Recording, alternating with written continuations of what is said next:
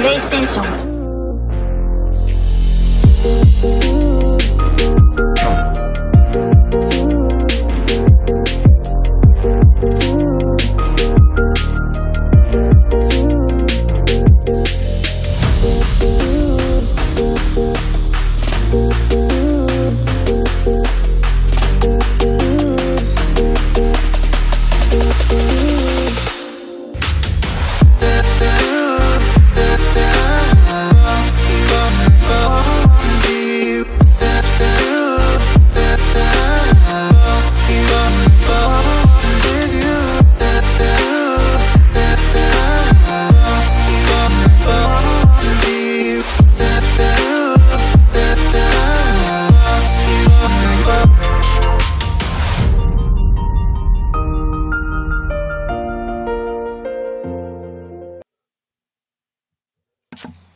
Good morning and welcome to the land of long live play where greatness is always waiting. Welcome to the PlayStation experience. As usual, it's your boy Dat Ninja Dev and I'm joined by our latecomer, the man down in Florida, Mr. Delvin Cox. How are you today? I gotta say, there has been a disjustice in the PSVG community. Injustice, I say, like the game. How dare you not let me host Nintendo Shack? You got some damn nerve, Donnie Reese. And because of that, you lost power. Not only did you lose power, then the next night on Empire, your mic was set to the wrong thing. This is God telling you did something wrong, sir. Fix this injustice that's happened. Fix it. Wow. Have your people call my people. Chaos. Hell, you're my people. Again. Hey, don't send your angry tweets at me. I want nothing to do with this. You're my people, Haley. You're Paul Heyman in this situation. You have to facilitate the deal for me. I don't know who that is. Okay, Brock Lesnar. Just know that you got to make it happen. You're my manager, essentially. Great. So you need to be harassing Donnie to make it right. No, I already get into enough trouble with Donnie as it is, speaking out my ass about fucking Xbox. If this doesn't happen, every week I will talk to Jesus and pray to him to mess up your mic. And I got good connections. Man. I know pastors. I can make it happen. Just saying. Gonna turn you all the way off. Wow. I had no idea he lost power. I knew about the mic thing, but the fact that he lost power is hilarious. Yeah, I was listening to the episode. I was like, why am I not on here? And then I saw the hateful message he had at the top. I saw everything. No shack for Delvin. Lord have mercy. That other voice you hear, joining us as always, the Secretary of the Spoil, the Platinum Princess, Miss Haley Nicole Miller. How are you doing this morning? Hey, on the Flash update, he didn't lose his speed for once. Give us some time. Right. No, again, they're doing the Speed Force War, so I don't think he'll lose his speed for a while. So at least another 2 weeks. Next 11 episodes, at least. There's only 18 episodes this season, so they've split it into like two, like separate arcs or whatnot. I don't know. Seems like they're actually going to handle it well, so. Can't do it no more. I might have checked that on the show. I can't do it. On the plus side, Superman and Lois seems to be, keeping the same pace, so that's going pretty good.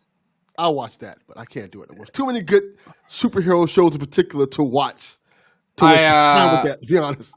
I have not seen episode 2 of Falcon and the Winter Soldier yet. I have seen the Hobbit joke everywhere though. Like, that's the only thing I've known that comes into play in this episode. The Hobbit joke? Yeah, there's a Hobbit joke. There's a Hobbit joke. It's really there's so much more important stuff. It's more of a comment. And it's not even a spoiler. It was in one of the trailers from the pre-release of the thing. It was like it was an Xbox actually exclusive trailer. It showed up on the Xbox store. Anyways, Sam's like, oh, maybe it's part of the big 3, and Bucky goes, oh, what's the big 3? And everybody keeps, like, I'm on Tumblr all the time, right? So everybody keeps gifting that scene. So like it just shows up on the dashboard. It's people making fun of the fact that Bucky read The Hobbit in 1937. Yeah, that's the joke. that he read it when it originally came out. That was a joke.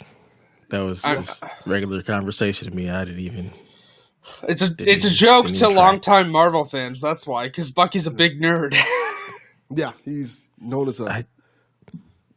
Again, for me, I didn't see that as a joke. I just thought that made sense. That goes with this character, but it does. It does 100%. It's still a joke to longtime Marvel fans. Also, shout out to Dev for actually enjoying the Snyder Cut, by the way, and then asking what the difference between Deadshot and Deathstroke was, and when I gave him a full, actual list of the differences. Hold on. It's very funny. I literally went to the wiki specifically for Dev to grab him what He's not gonna read that. I know he wasn't. But what makes Deathstroke so different than Deadshot? It's a list this big, and Dev's like, I ain't reading all that. And I was like, that's fine. You don't need to read that. That's just how big of a difference there is between never misses a shot and giant super soldier list of powers. Yeah. That's all you needed to say. I didn't need a list. I just need to hey, what's the quick differences? You know what I'm saying? Deadshot's what's Hawkeye. Up, Gamer? Thanks for the host. Deathstroke, Captain America. That's how you look at it. Got it. See, that's what I needed. Yeah. Also, again, my favorite thing is the wiki has no difference between Bloodshot or Deadshot, and literally the only difference listed is that, Bloodsport has kryptonite bullets, and that's it. Yeah, that's literally the only difference. Yeah, Bloodsport's basically the same character, if I remember correctly. Yeah. That's a Lord. For reference, this conversation started because the new Suicide Squad trailer comes out and it actually looks decent. Featuring Patrick Starr. Starro. That is awesome. So let's just keep the party going. How's your week been, Haley? What I'm really stressed out. Before I get into my week's going on, I just need to make it clear. It's this episode comes out 2 days before Trans Day of Visibility. It's Trans Visibility Week. I'm real tired of seeing anti-trans bills go through, the American Senate. And before anyone goes, why do you care? Because these bills are making it impossible for trans kids to access, healthcare that's, literally proven to be life-saving. This is going to kill people if these bills keep passing. And I'm seeing no opposition to them. I'm real tired of it.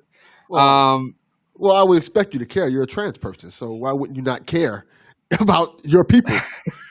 You know what I mean? I mean, yes, but also, none of this stuff is happening in Canada. But it could, because our Conservative Party likes to literally follow the GOP to the ends of the earth, unfortunately. And the problem is that, for example, I'm going to call out one specific bill that I've seen that's really vile. It's in Arkansas. Which, by the way, side note, I don't know why it's called Arkansas when it's spelled Arkansas, but that's a different story. That has befuddled children in America for decades. Literally, that bill criminalizes doctors giving affirming care, which is for children, by the way, for anyone who's curious, usually affirming care means giving them puberty blockers, which are literally safe until they're old enough to make that decision, whether they want to transition or not.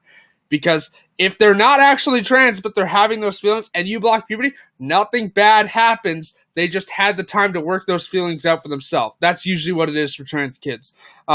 Usually you won't prescribe hormones on top of puberty blockers to trans kids until they're about 16 years of age. But no one wants to hear that because they just go, we're up in arms about this, even though it's literally affirming care and not giving it will kill people. But the sicker part of the bill is that they're going to ban insurance coverage for any trans person of any age. Now, I find that fascinating, to say the least, because you can't preach freedom and at the same time make bills like this. It's a huge contradiction. It's just freedom for cis white males. That's what it is. That's the only freedom they care about. Let's just be real. Pretty much. Call a spade a spade. It's crazy. Yeah. That's crazy. That's insane. I'm bringing it up because, and obviously the gaming community is differently. I don't expect the entire gaming community to be all up in the news about trans things, but even still, I'm not really seeing organizations that are usually putting this stuff out there, tweeting about this, and these bills are just passing with no opposition, and it's scary. It's absolutely ridiculous. It's America. And I get what you're saying, because America sets the trend for other countries to follow, whether people like it or not. Except in this regard, Britain set this regard for trans things. The people have colloquially started referring to the UK. This is a joke, by the way. Not everyone is, but it's like I've seen the trans community continually refer to the UK as Turf Island, because that's where a lot of this anti-trans stuff started from. Wow. But funnily enough, a lot of the anti-trans stuff in the UK and Europe and all that was funded by the religious right in the States. So, and that's not to say being religious is bad. Like, freedom of religion, that's fine. But, like, there's being religious and then trying to impose your religion on other people. Yeah. So, anyways, I wanted to get that out there. Not a problem with me.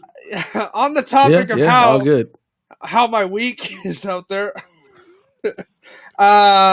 Mostly just been, watching TV as usual. I finished the main story of Assassin's Creed Valhalla at 120 hours. Jesus. I now have Thor's hammer. It's very nice. Cool. I still have one optional story arc that I'm working on right now. It's the Asgard arc. So that's fun. Started the Outer Worlds second DLC. It's interesting. Definitely takes some getting used to with the new ability you get in the DLC. But we'll get to finishing that, and then other than that, just I definitely have an interview, but I may have news on that front. It's not for a job; it's for a training opportunity, but that's on April 1st. So, is it a paying training opportunity? Yeah, it's 22 weeks. If it's paid, that's awesome. Right. Yeah. Yeah, it would be 22 weeks at 35 hours a week. That's awesome. Okay. Yeah. That's what's up. So, that's great. Congrats. Well, again, it's an interview. I don't guarantee to have it, but like, I'm looking at it realistically, We put it in the atmosphere. It's happening. Yeah. Put it in the atmosphere. Positivity.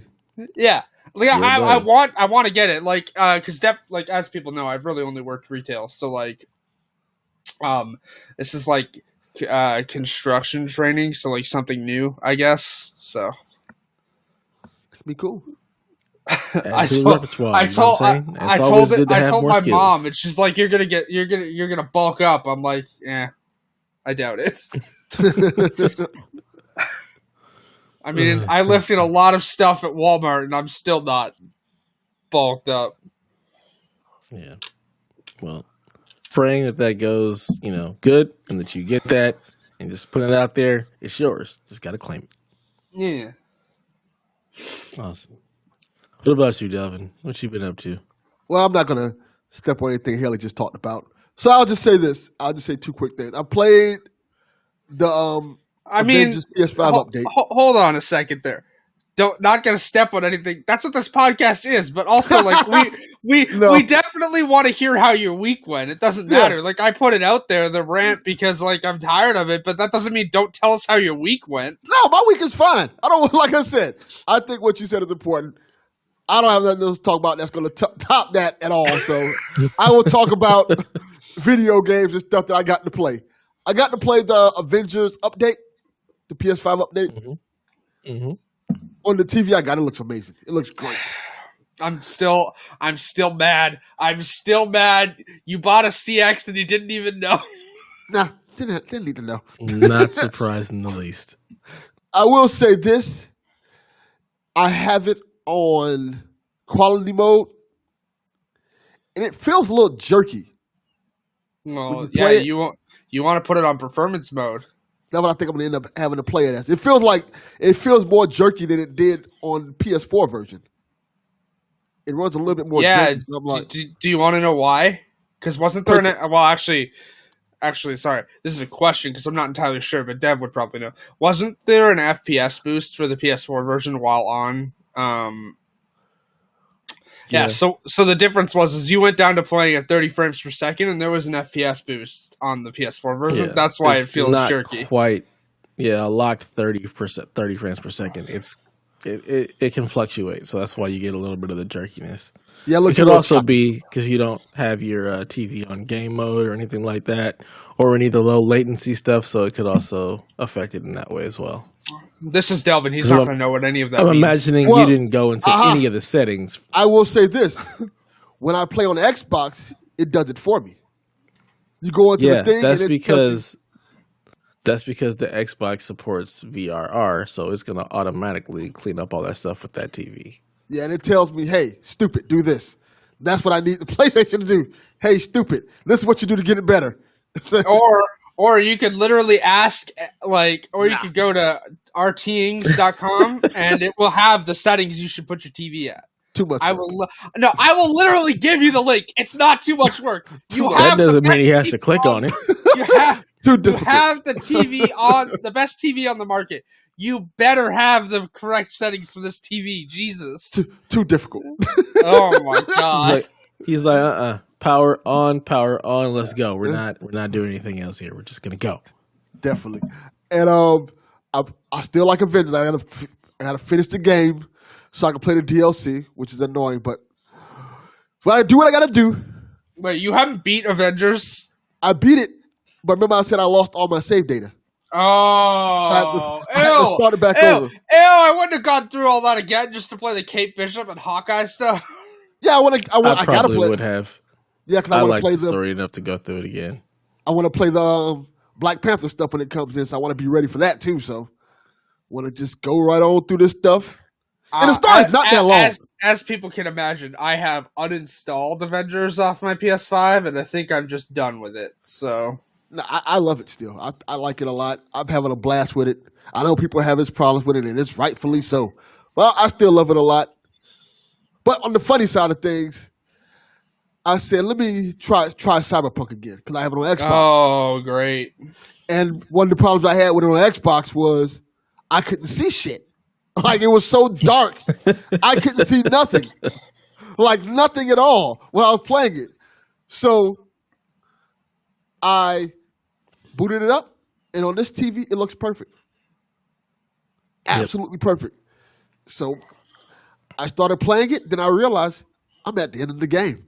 I literally have one more mission left to play to beat the game. Make sure you make a save beforehand if you want to play any of the DLC or anything the free stuff that's going to come out eventually. Because the Cyberpunk is one of those games that rewinds you back beforehand, but if you don't have a save from before then, you're screwed. Okay. But yeah, I'm essentially at the end of the game. I'll probably beat it today. It looks a lot better. It's a lot easier to play because I can see stuff.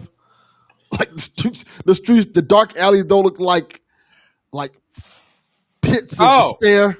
Oh, also while we're on it, because Dev knows that like Cyberpunk is one of the tiles that's on the left of the PlayStation Store.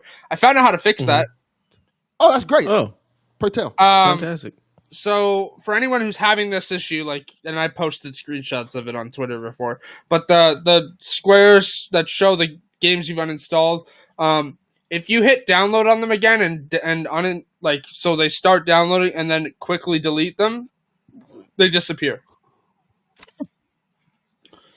I might remember that and do that.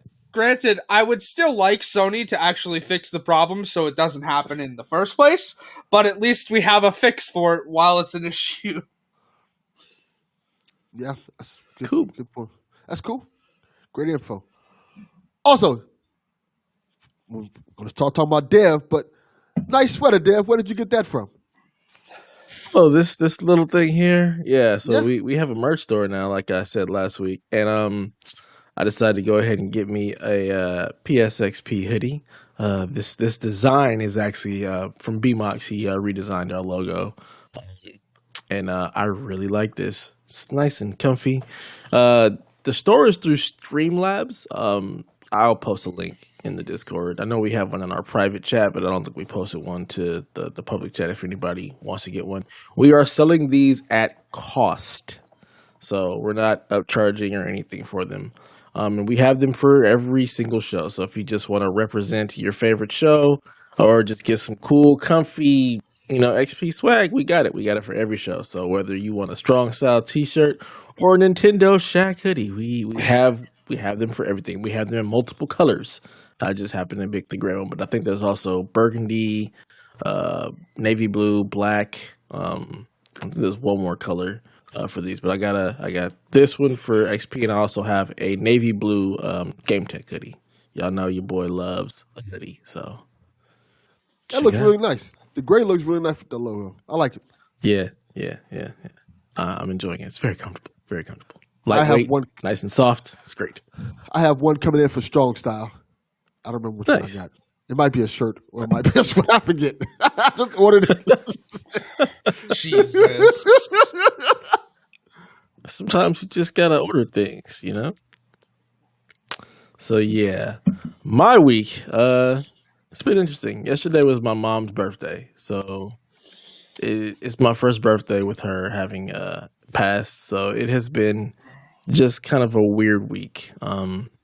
Lots of grief and just not feeling like doing a whole lot of stuff. But I did get through the Snyder Cut in 2 sittings. I probably could have actually sat through it and watched the whole thing in 4 hours without a problem. But I started at like 11 o'clock at night, so I was like, that's how I watched it. It's one sitting. Yeah, I definitely could have. It was good enough. I really enjoyed it. It almost makes me want to go and watch the other stuff, but I'm not going to do that. But this was a really good movie. I enjoyed it very much. I mean, if you really want, and this is a debated opinion, okay? Because your son, I'm calling Delvin Jr. out right now, comes into my inbox on PlayStation this week and goes, "Man, I just don't like Superman." And I was like, "Why?" He's a good, smart guy. No. Hold on, because I put your son in the right place about Superman. I mentioned that Zack Snyder obviously hates Superman, which is very clear from watching literally all of the Superman movies that have to do with Zack Snyder. And let me put this out there. I actually enjoy Batman v Superman and Man of Steel. But I can also tell that he really clearly does not like Superman. I don't think he hates Superman. He clearly doesn't like him. He clearly doesn't like him. I think he likes a more rugged Superman. I'll say that much. He doesn't like the truth, justice, and the American way, which is the entire point of Superman. No. He likes the... I don't even know what Superman would describe like. No, I would describe him as Injustice Superman. Yeah, that's what he likes. Perfect. There we go. That's the only Superman that should exist. No. That is Superman. That's fuck awesome. you. I'm sorry. I'm getting angry now. Fuck off. That is antithetical to the character of Superman, and I'm real tired of it. I am real tired of it. I'm tired of Injustice Everywhere. Also, just putting this out there, now that we've all seen it, that nightmare scene, absolutely stupid, and not even because of the Superman part. Why is Joker talking about fish sticks? The Joker likes fish sticks. Joker. Au contraire, my little fish stick. Stop. Bad. Anyways, Delvin Jr. came into my inbox this week about Superman, and I was like, no. See, Zack Snyder doesn't like Superman. If you want good Superman stories, go look at comics like American Alien. Fantastic Superman story. The writer's not exactly a great person, but divorced the writer from it. And it's a great story. There are a bunch of other stories as well that are fantastic. If you want a good Superman, I know it just started, but Superman and Lois is handling Superman incredibly well. And also, someone made this point, I can't tell if they're respecting Man of Steel or making fun of it, but regardless, that show is fantastic. And it's only 5 episodes. I'll hate it, and I'll think it's terrible.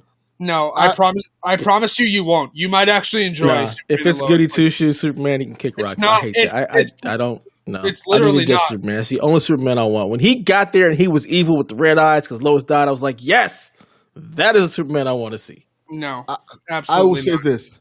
My favorite version of Superman is the one from the Justice League cartoon and the one from the Superman animated series. That Superman is awesome because he's not overpowered and he has moments where he gets dark, but it makes sense. Like the scene in Justice League where he fights Darkseid and just realizes, you know what? I don't have to hold back on you. I can beat you up. I It's will say, amazing. my favorite thing about that scene is that everyone always clips out the part where Darkseid beats his ass afterwards, after he says that. Yes. Like, literally, they always clip it out, so it's just Superman beating the shit out of Darkseid, but then they conveniently cut the clip right before Darkseid turns around and beats his ass through a building. Yes. Of course, Superman wins in the end, but, like, fucking literally, like, Darkseid turns around, beats his ass, and then it's like 10 minutes before Superman beats him again. It's so It's a funny cool when I moment see though that scene. because Yeah. you don't really get to see Superman too much unless in comics. Say, you know what? I'm not holding back anymore. Yeah, I'm going to mess you up. It's literally like a That is 3-minute the way it should monologue. always be. He should No. never hold back. Well, no. All I want is Superman who gets hit, looks at the thing and says, "Not impressed." That is what I want to see on a regular from Superman. I don't. Okay, but the not impressed scene you're talking about is the goody two shoes Superman. By the way, he's not evil. It's not about him being evil. It's about him not holding back.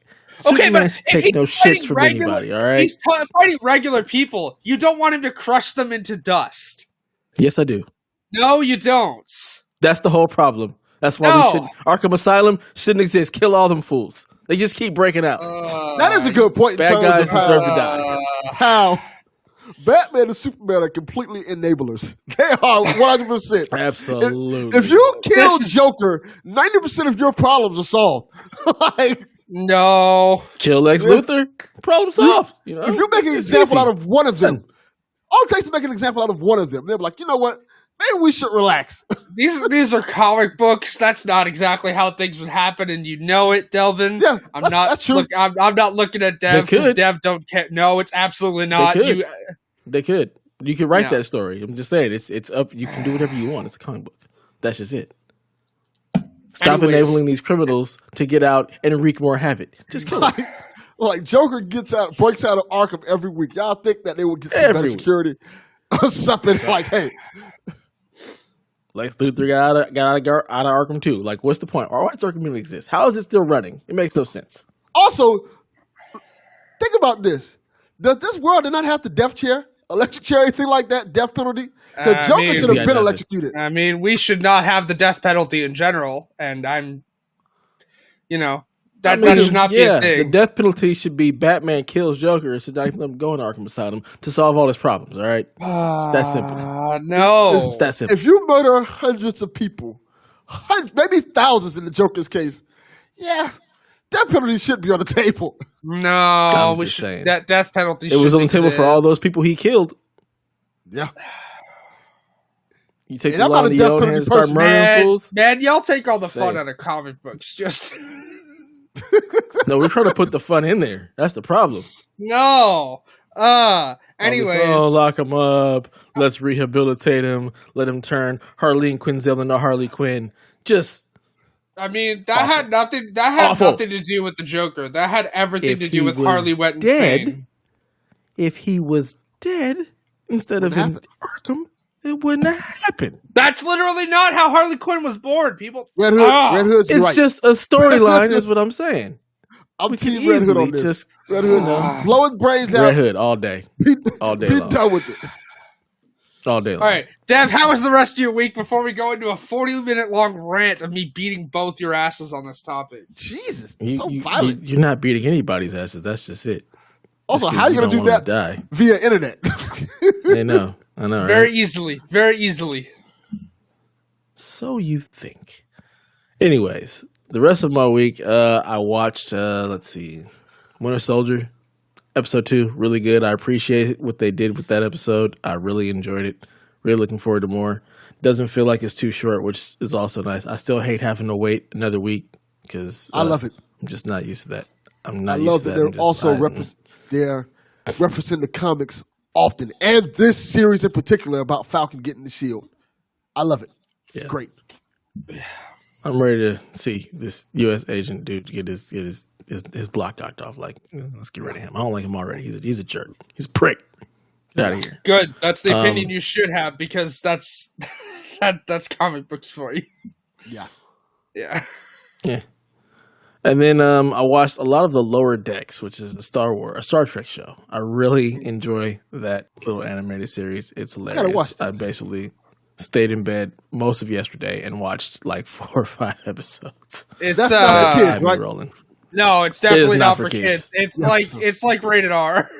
Yeah, so, It's yeah. basically like if Archer was in, Star Trek. It's like that Why'd you kind of come tone. on? Why'd you bring up Archer? Come Watch your on. mouth. Watch your mouth. Watch your mouth. Archer is What? No. amazing. All right. I love Archer. I was talking about Okay, Jessica Walter. It's fine. You know what? She passed away. She's a lovely lady. She was like the I the love most Archer. awesome drunken mom ever. I love her. She was awesome. Rest in peace. Rest in peace. Lotta. What? Archer.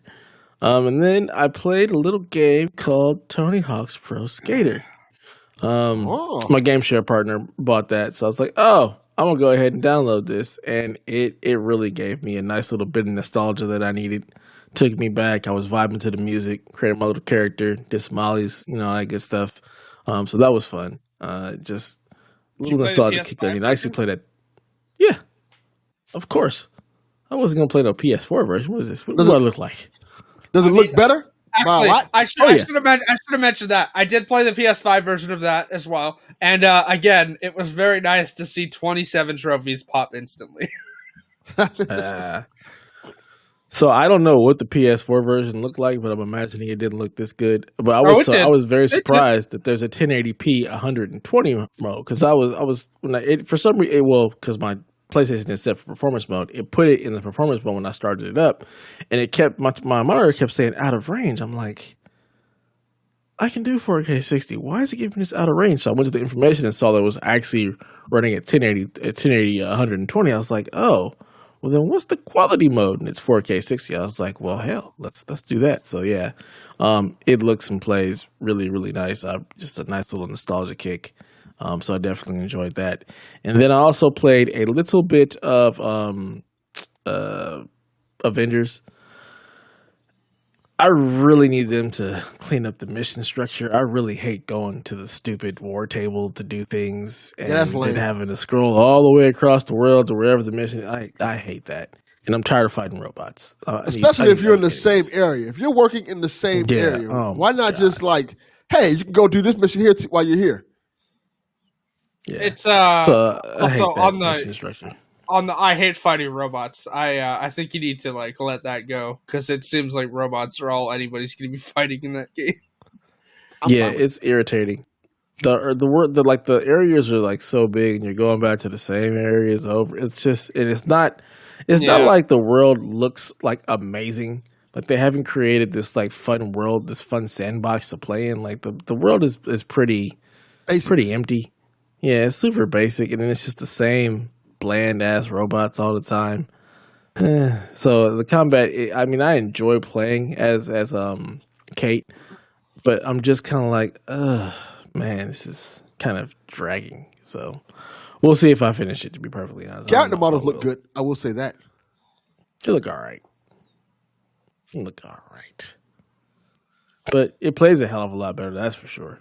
Yeah, definitely. Like just the frame rate, the pace, it plays like night and day compared to the PS4 version.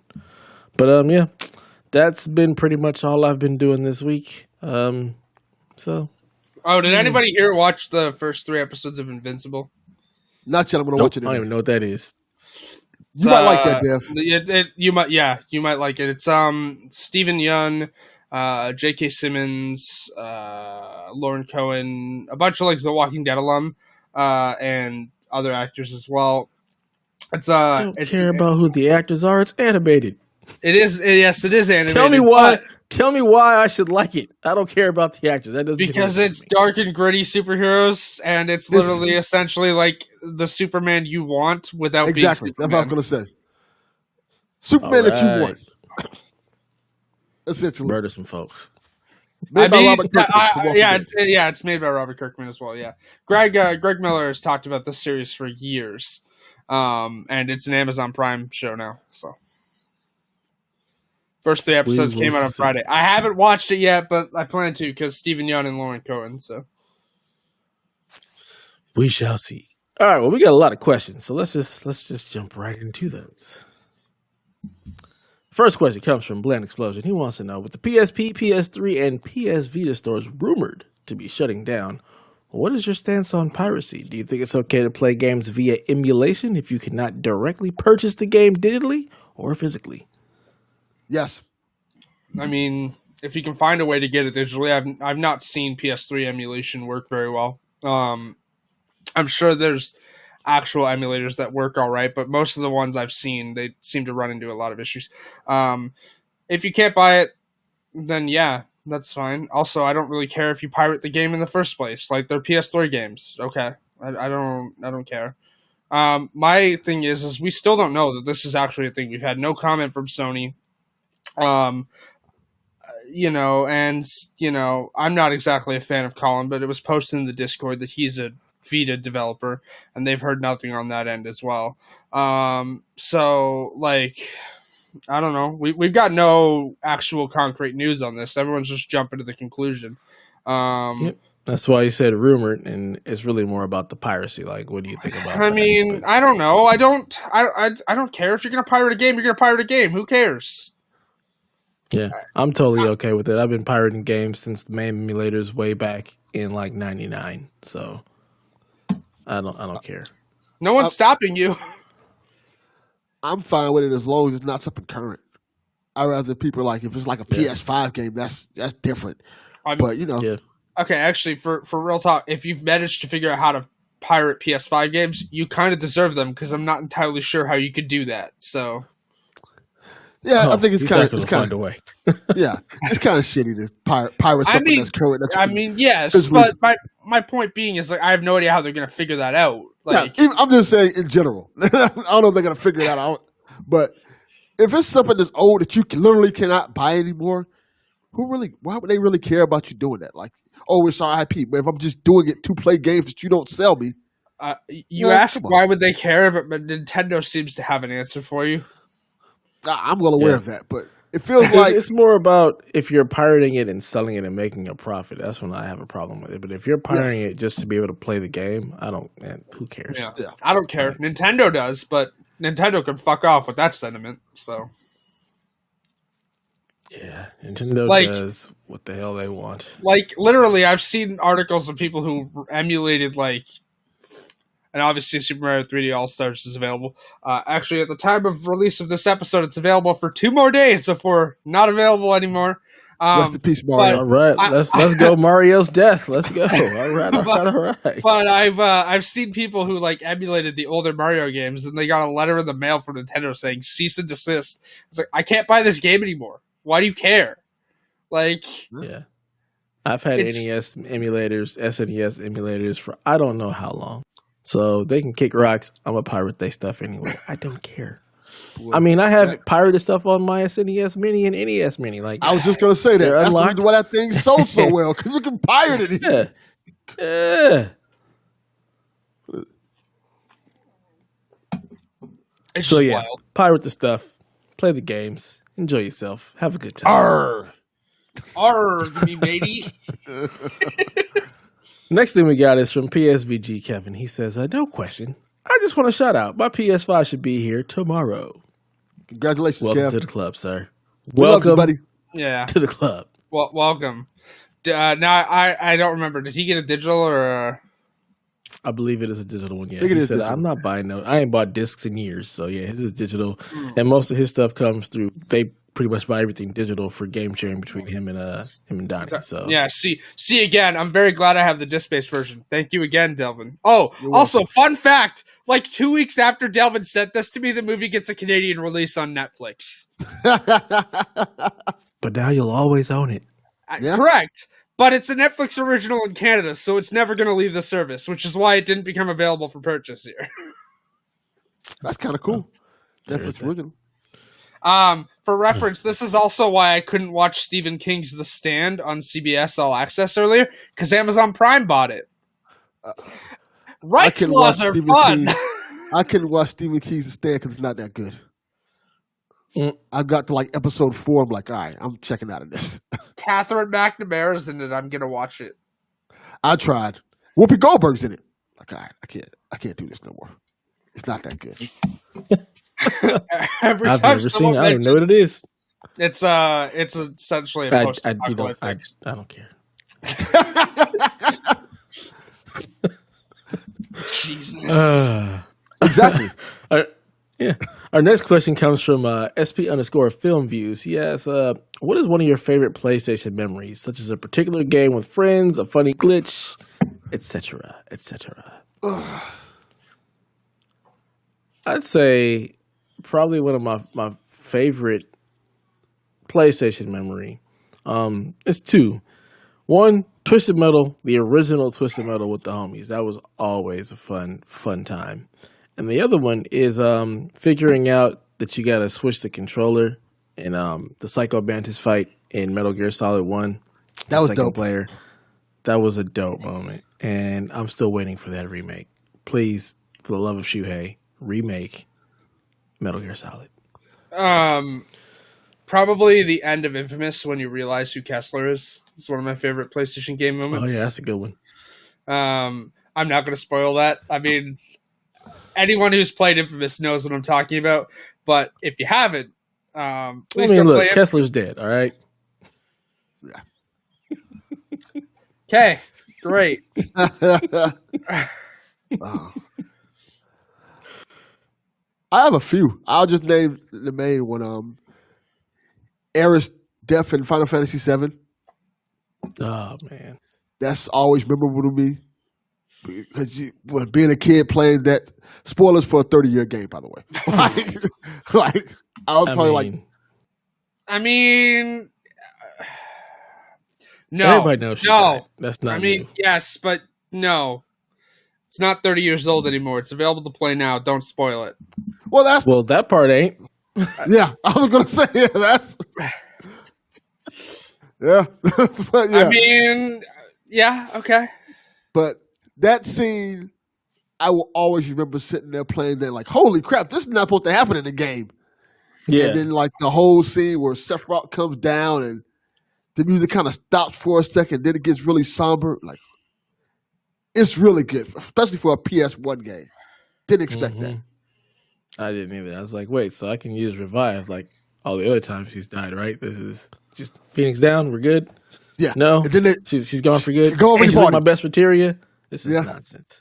Gone. All your material you had with her is gone. Yeah, it meant something. It meant something. That's crazy. You just killed my healer, and now I can't have that materia. Damn you, Sephiroth.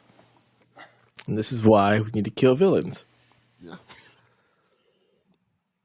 Fun fact: Sephiroth in the remake is voiced by the man who plays Superman. Oh, that's cool. He's voiced by Tyler Hoechlin, who plays Superman on Superman and Lois. That's pretty cool. Okay, it's actually a fun fact. All right. Next question comes in from the almighty Raid. He wants to know, how close is physical media to being dead in favor of digital only? I'd say not even close, to be honest. Still think we're a long way from that because people still buy a lot of physical. I'm not even just talking that. I'm talking, like, again, and I bring this up for the streaming conversation, but, like, internet infrastructure in most places isn't like ready for a digital only landscape for games. Like, yes, you can now buy games day and date digital for pretty much any game, and sometimes even only digital for that. But like rural areas don't have the best internet. There's data caps all over the place. Like the infrastructure in place for this is not there. Now, are console makers going to try and move this way? Probably. I mean, again, this is the first generation where we've had two distinct models of a console, one without a disk drive and one with. I think that's going to be the norm for a while. Let's say, and again, people keep saying this is probably the last console generation. I doubt it. But even moving into like the next generation, which I know we just started this one, but my point being is, like, even by then, I don't think it'll be digital only. I think there'll still be the, hey, here's a physical disc option and here's a digital option. Like, that's probably going to be the norm for a while.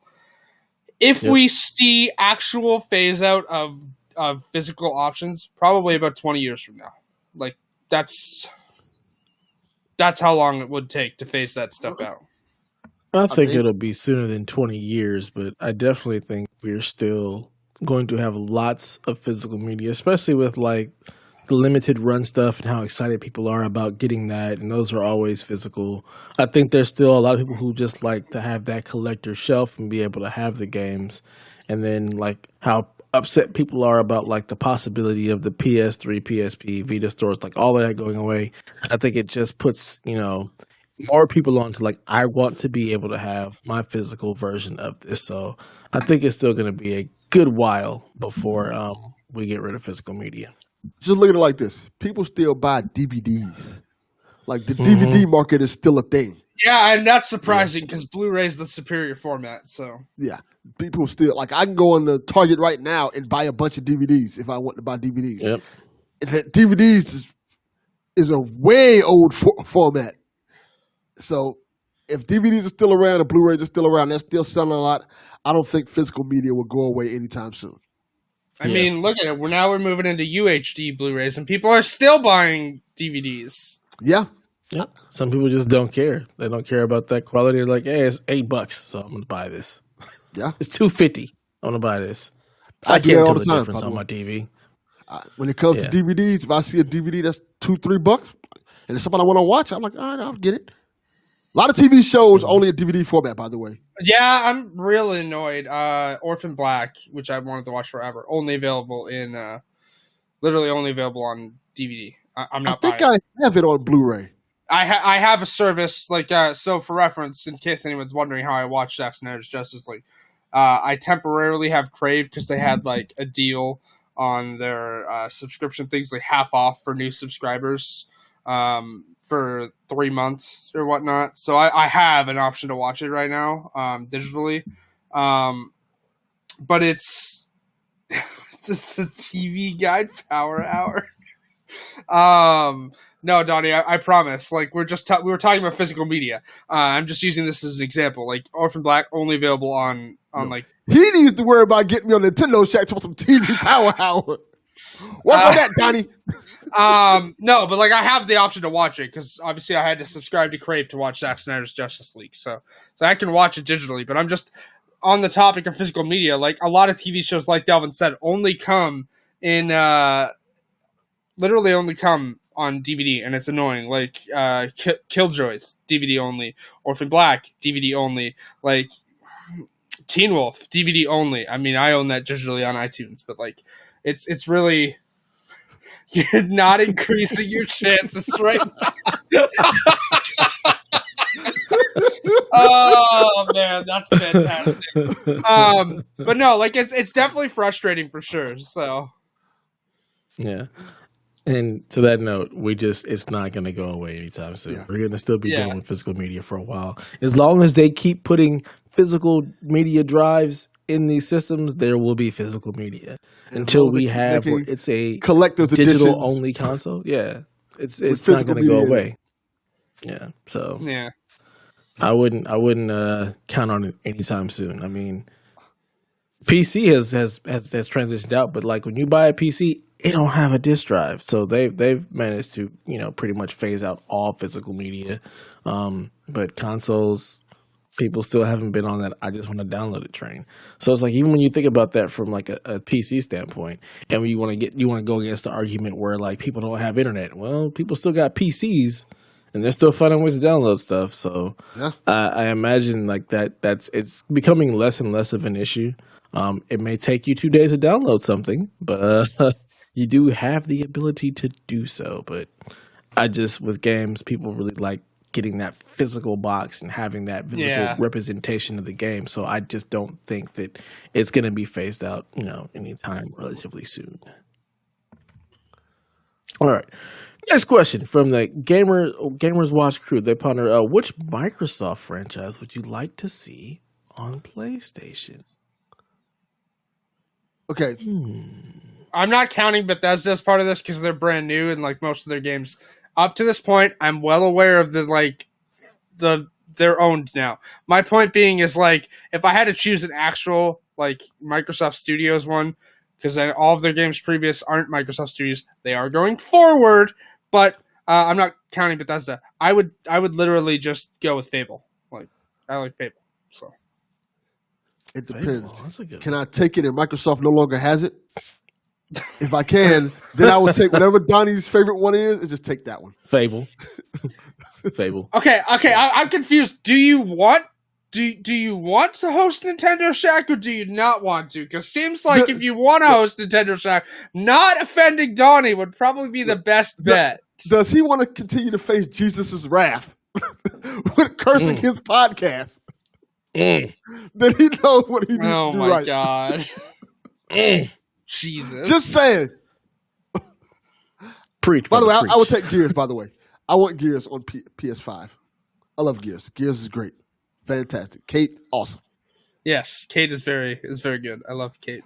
So voiced by Laura Bailey, who just won a BAFTA. So congratulations to her.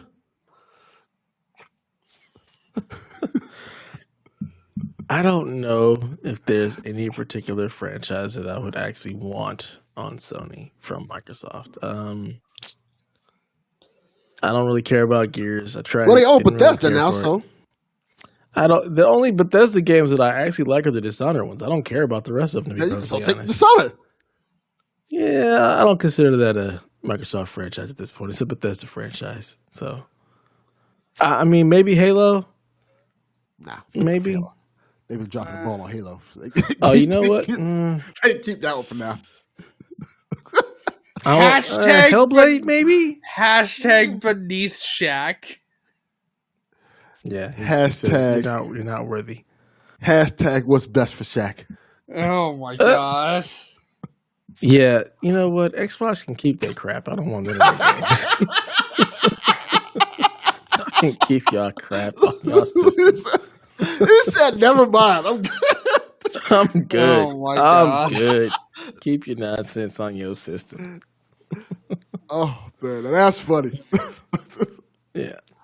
So E is Fabulous wants to know who's buying her Gotham Knights when it comes out next year, and I mean the answer is Delvin. Clearly, like No comment. Yeah. Comment. Delvin's I'm buying not- that for her. I'm not buying anybody games except me.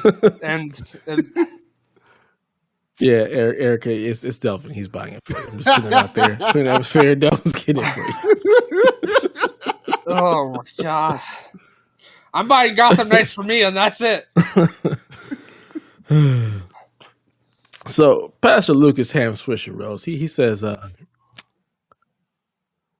if you had to stream for 24 hours for Extra Life, to of course raise money for the kids, what games would you play? And do you think you or your family could make it the whole 24 hours without sleeping? I can say, no, I'm not doing a full 24 because I did Extra Life last year and I broke it into two 12-hour sessions because there's no way I'm playing games for 24 hours. I can't do that, and I don't want to put my family through that. 12 hours was enough. They were losing their minds. As far as what games would I play, I like to play games that have a multiplayer aspect to them, just because you can end up bringing people in, and that makes it a little bit easier to get through the time. So I played a lot of Ghost of Tsushima, The Legends. That was a lot of fun. Played some Destiny. I'd probably play Outriders if I were to do a 24-hour stream right now. Definitely some Division, and maybe throw in some Tony Hawk just for funsies. What about y'all? I would probably be streaming single player story games because I like streaming those. And would I do 24 hours at once? No, I'm not a maniac. I can lie. Like if I'm up 24 hours, it's because I haven't fallen asleep in 3 days. I'm not. No. Like I already have sleep issues now. Let's not make them worse.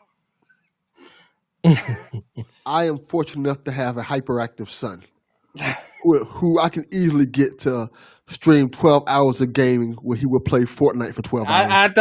The question was you. You cannot use Delvin Jr. for this. It has to be you. I think Lucas said I can have or family members included. No, he didn't say they could play. He's just saying, would they be able to make it with you playing 24 hours of gaming? Delvin will make it. Delvin will make it 36 hours if you need to. No. Not Delvin Jr. You. If I have to, I could do 24 hours, but it would be the most boringest 24 hours you ever seen in your life. And I would just sit there and quietly play games like Persona 5 or not saying a word to the chat. Just not want to be bothered. Somebody would talk and put a message like, hey, Cut that out. I don't want to see your messages. I don't want to see your chat. I don't want to see none of that. Just donate your money and leave. Jesus, it's for the Delvin kids, said, man. I'm taking the money and running. I don't want to talk to you people. I don't even want to acknowledge you in the chat. I'm just going to sit here and play my games. God. I'm going to play whatever I want to play. I'm going to eat on camera and on the mic. Jesus. Terrible. Go play whatever I want to play. So if I'm playing some random ass game, you gonna watch me play this whole random ass game. Jesus. Yeah. Yeah, see, that's Fortnite. why I won't play like the single player stuff. Because it's like, I'm going to be looking around trying to find everything. It's going to be so boring. Like, I'm not just going to run through the story beats. I'm going to be I'm not trying running to find the hidden stuff. And that's like so boring to watch. I don't. I mean, it's not boring at all. I do that all the time. Watch me play Persona for 24 hours and try to hit on these anime girls in the game. That's all I'm gonna be doing. I love when people tell me to play Persona because you can't play as a girl. I'm not playing it, so.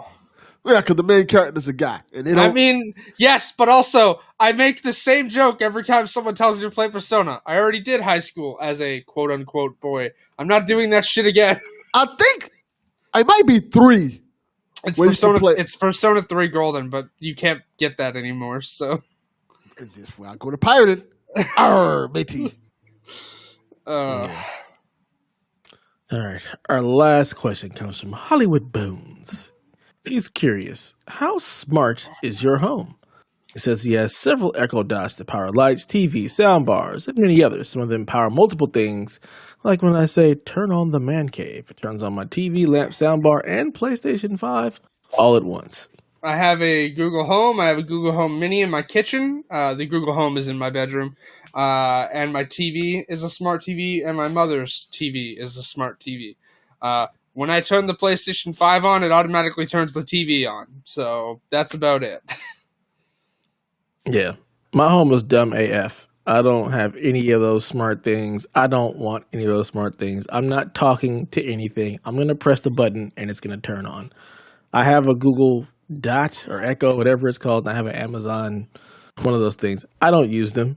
If I want to play something through them, I just cast it. Like, I'm not the talk to things, turn stuff on guy. I'm just going to press the buttons. I have Alexa in every room of my house. So I can just simply call to my kids and tell them what they're doing or go do something. Alexa, I basically use it as the intercom, and the kids use it as like to play music. That's what we use it for. Anything else, I don't care. I'm not turning on no light for this. I got hands. I'm not buying no smart light bulbs. What I look like? Smart light bulbs. I don't need none of that I'm not crap. turning on lights either. And honestly, usually when I'm in this office, all the lights are off. My computer stays on. The monitors go off after a time just because they go to sleep. I move the mouse and it comes back on. So if I want to play my PlayStation, I hold down the PlayStation button on my remote and it comes on. So yeah, I don't do the smart home thing. I mean, I don't have any real desire for it. Plus, it requires me having to explain it to my family how to use it, and I'm not doing that because they just no. They have enough trouble sometimes trying to work Netflix on the television. I had it at one point where when I turn on my TV, the PlayStation would cut on, but then people would turn on my TV and they'd leave the PlayStation on all day. Yeah. I say, nah, can't do this no more. Yeah, they still do that. They'll be playing PlayStation, and then instead of turning it off, they will just change inputs, and the PlayStation just sits on all day. I'm just like, yeah, I have shown you so many times how to turn this thing off, yet and still you don't do it. So no, my family they don't get to have a smart home. Yeah. So we out here dumb AF. All right. Well, that'll do it for our questions. Thank you guys for sending all those in. Had a really good time getting them all out. So yeah, good stuff. Keep sending them in and we'll keep answering them. Now that that's out of the way, let's get into some of these news topics. What you got for us, Haley? Just that Darby McDevitt, the narrative lead on Assassin's Creed 4 Black Flag, Valhalla, and he was also narrative designer on. Sorry, I had to click on the article. I knew that he did Black Flag and Valhalla. I wasn't sure which other ones. Oh yeah, Revelations as well. Has left Ubisoft after 10 years to go work on something new. He hasn't mentioned what, but it's just very interesting because, as people know, I'm a big fan of the modern day segment of Assassin's Creed, and he's been the most consistent with it. So it'll be interesting to see where the next Assassin's Creed goes with the modern day stuff, especially considering what happens at the end of Valhalla's modern day segment. I won't spoil it for anyone because that game takes so long to do it. Apologies if you can hear my mom blowing her nose in the other room. That's what that is. Holy crap!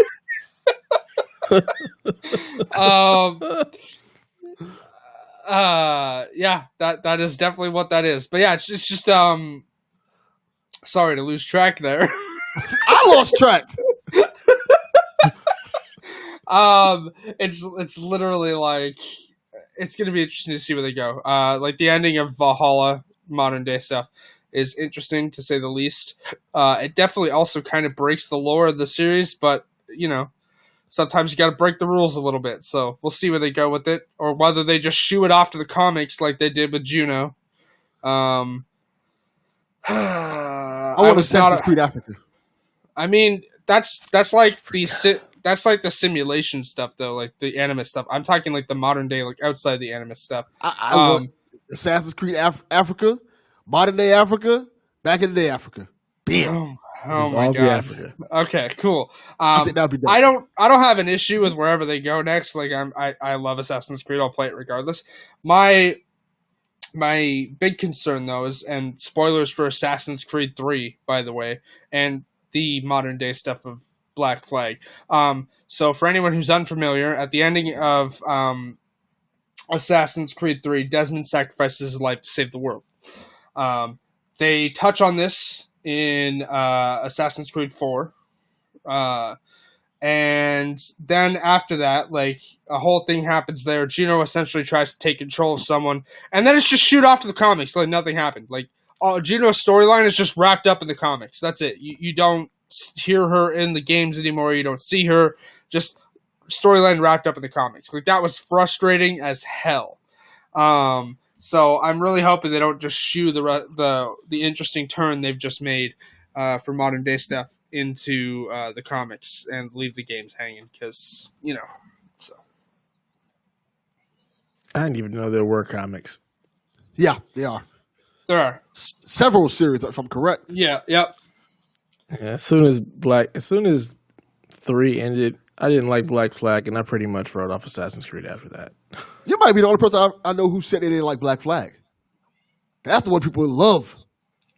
I don't like ship stuff at all. Like, I hated the ship combat. I didn't care for the character because, I mean, he was an assassin. I'm like, no, I mean, he That's became where I an got turned assassin off at the Assassin's end, but yeah, I couldn't even continue to get that far. I was like, this is whack. 3 is the one people hate. I mean, I don't like 3 either. 3, I fell asleep playing. I mean, that's the thing, though, is people were spoiled, because by the time we got Assassin's Creed 3, which the naming convention for this series has always been wild, by the way, because you get Assassin's Creed 2, then Assassin's Creed Brotherhood, then Assassin's Creed Revelation, and then Assassin's Creed 3, which is like, cool, we've passed 3 games a while ago now.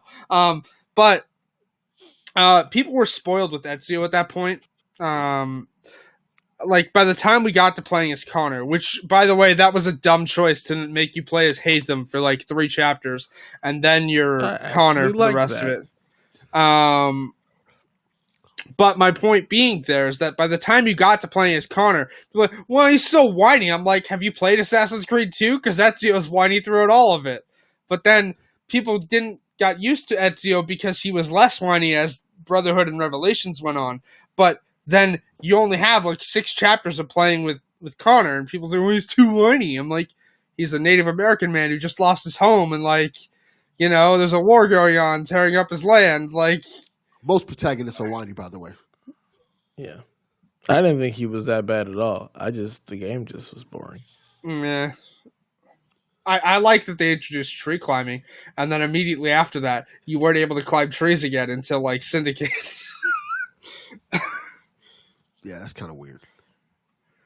I mean, were there trees in the other games like as much as there were in 3? Like you could climb trees in 3 and Black Flag, and then it was gone until Syndicate, and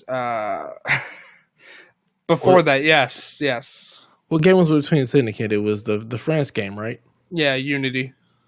Weren't you like mainly in a city that didn't have a whole bunch of trees? Like, would it have mattered? There was an area of the city with like literally trees between buildings, so you couldn't like jump rooftop to rooftop. It was yes, but again, I'm sure that was there because they wanted you to use their new fancy up-down parkour system that also didn't work because that's generally how the parkour system for Assassin's Creed has always worked. It doesn't want to work the way you parkour. And then with Syndicate, they gave you the grappling hook that people just stopped using the parkour entirely. And then they went to like a freestyle movement system for Origins, Odyssey, and Valhalla. So okay, well, yeah. I heard him knocking earlier. Like he knocked to knock, and I didn't respond, which means don't come in. And then he just comes in. As soon as you were doing this, I was like, I knew what was happening. I just don't get it. You did so well, son. You did so well, and then no. Just wants to spend time with his dad. Yeah. He slept in the bed with me last night. I don't know what time he came in. He was like, "Dad, I need cuddles," and I was like, "Just shut up and get in bed. I'm too tired to put you back in your bed. Just go to sleep." Oh man. All right, what you got for us, Delvin? Well, let's talk about a controversial game. 6 Days of Falluja. Oh God, this game doesn't need to exist. This seems like this game is in. Every week we get another article about this game. They showed gameplay for it this week. Doesn't look great,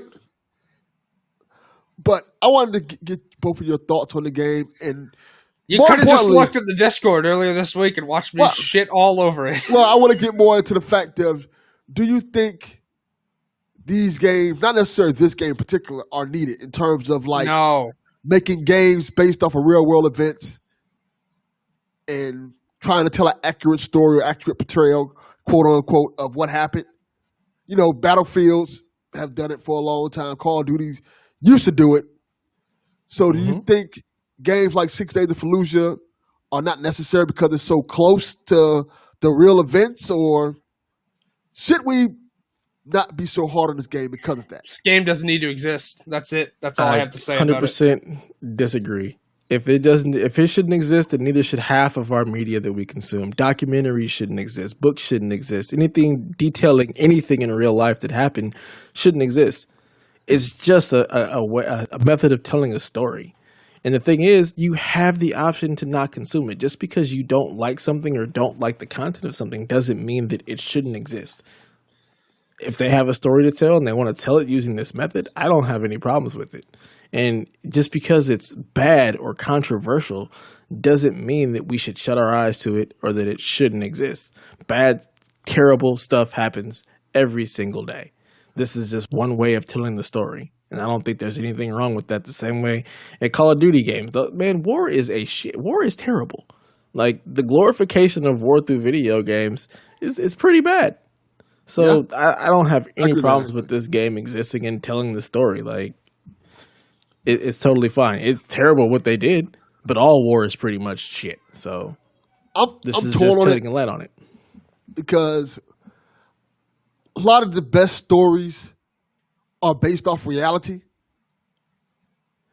And let's be honest, one of the biggest problems with the Call of Duty games, stuff like that, is they keep going to the World War II like even the Battlefield games. Let's go back to World War I. Let's go back to World War II. And I think people look for something more interesting. I feel like this is an interesting take on that in terms of like, hey, we're going to tell a current story. Mm-hmm. But the thing about it is you have to do it in the right way. They have to do it in a respectful manner. I mean, they lied to reporters who did stories on this game, so there's that. They said this wasn't going to be a propaganda piece for the U.S. military, and then lied. So I don't understand how that's a lie just because you want to believe a story that somebody wrote. Just because, what makes you think it's propaganda? Isn't all military stuff propaganda then? If that's the case, any military game that involves the U.S. military would be propaganda for the military because it's glorifying being in the military and going to war. I don't know. I think when you lie to military, like when you lie to a reporter who you've then given a falsified info story to when a trailer comes up for the game and that reporter starts getting shit for it, maybe don't do that. Maybe that's don't. every day. That's every day. That is American media, period. Yeah, that is American media. American media tells you what they want to tell you and lets you hear what you want to hear. And I think some of that translates to video games in terms of... For reference, the reporter they lied to, I'm referring to Liana from Game Informer. So, just so we're clear. Okay. I think that most of these video games, especially with military shooters, they kind of glorify the American aspect of the war and make us look like super soldiers. So that's kind of like that's almost every military shooter I can think about. Like whether it's Call of Duty, whether it's Battlefield, and I like one of my favorite games is what's the game called that came out from Take Two? Spec Off the Line. Mm-hmm. That is fantastic because that game feels like a more accurate portrayal of the horrors of war. And they don't, and when you play it, there are parts of that game where you're like, woof, that is rough. Mm-hmm. But it sheds a light on it like no other in terms of like, it shows you like, when you're playing, not to get into spoilers of the game, when you're playing it, you feel like you're the good guys. It's old enough, you can spoil it. So yeah. Well, I don't want to. I want people to try to play this game. But you're playing it, when you're playing it, you feel like you're the good guy until you're not. And then when you realize, I'm not, it's too late. And you kind of get this, it gives you this gross feeling behind it. And there is no turning back from it. I think that's what war really is. So if this game can encapsulate that, I'm fine with it. But if this game feels like a gross cash grab, manipulating game that kind of like glorifies the Americans' position in the war and doesn't really tell the whole story, then it is what it is. People shouldn't support it. And that's for the public to decide, I think. I mean, when it comes to telling the whole story, none of the games do that. They just tell one side. So that's the hard part of it. Like, unless you're going to actually do something where you play as one side and then you play as the other side to see how that actually happens, or they show you that at least, you can never get both sides because it's basically, his story. The person who won, that's who gets to tell the story. And I mean, for us, it's always the eye of us. World at War, like that was the World War II game on PS3, I think. Yes. Yeah, they did that. You played one mission as the Americans, the next mission as the Axis. I forget who's who. Sorry. But Allies and Axis. Yeah, so you played one mission as like the Allies and then one mission as the Axis. Like you did that back and forth through the whole game. And what's funny is that game is probably the most panned Call of Duty game, except for the zombies mode. That's anything anybody remembers from that game is that it introduced zombies. I actually remember that game because there were dogs in literally every mission that seemed unkillable. So I'll give you a perfect example, Dev, of this. And Dev can relate to this because he's black like me. So look at what we were taught about the Black Panthers back in the day. From our history books and how they were kind of the bad guys and they did this, they did that. Then as you get older and as history progresses, it's like, that's not exactly true.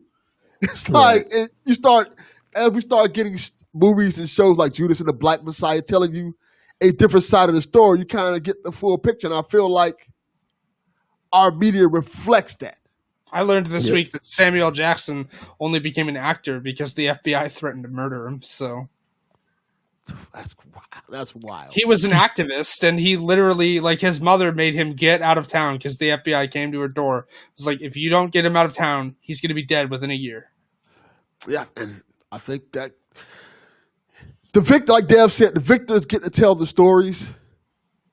And I am cool with any media that wants to tell all sides of the story. Whether it's hopefully this game tries to do that.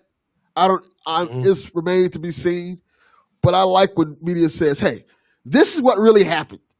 You can make your judgment and your decision on what you think of it now with all the given facts." And I don't mind when gaming gets into that atmosphere. What I don't like is when you say I am making a game that is based off reality and I'm going to tell the story of what really happened, and then you kind of don't do that. You just tell your version of what really happened. Yeah. That's why it's always the based on a true story. So we'll see what happens. I think this game will always be mired in some kind of controversy like it was from the outset, but we'll see what it does. The thing is, it's going to make probably more people, want to play it because they want to see what is the controversy, what is, so bad about this game, what is going on with it. So we'll see, if it makes it to the light of day and it actually gets finished and comes out. I'm very interested to see what they do with it. Like you said, like when you have games like Spec Ops: The Line, which kind of really paint a very, very grim picture of the fact that usually in war, it's there's no good decisions. Spec Ops: The Line is on PS Now, I think. Yes, it is. That's why I mentioned it's on PS Now. I want to say you can buy it on Xbox. I have it on Steam. I think you can. I'm not entirely sure. I don't have an Xbox right now to go look at the store, and looking at the Microsoft store on PC wouldn't help much. So, because it really only lists what's in Game Pass right now. So, yep, yeah, I have it on Steam. That's where I started playing it, and yeah, man, it's rough. It's a rough game, and it also really looks dated at this point. By the way, just for reference, which not the graphics matter. Spec Ops, yeah. Oh, well, the Steam version doesn't.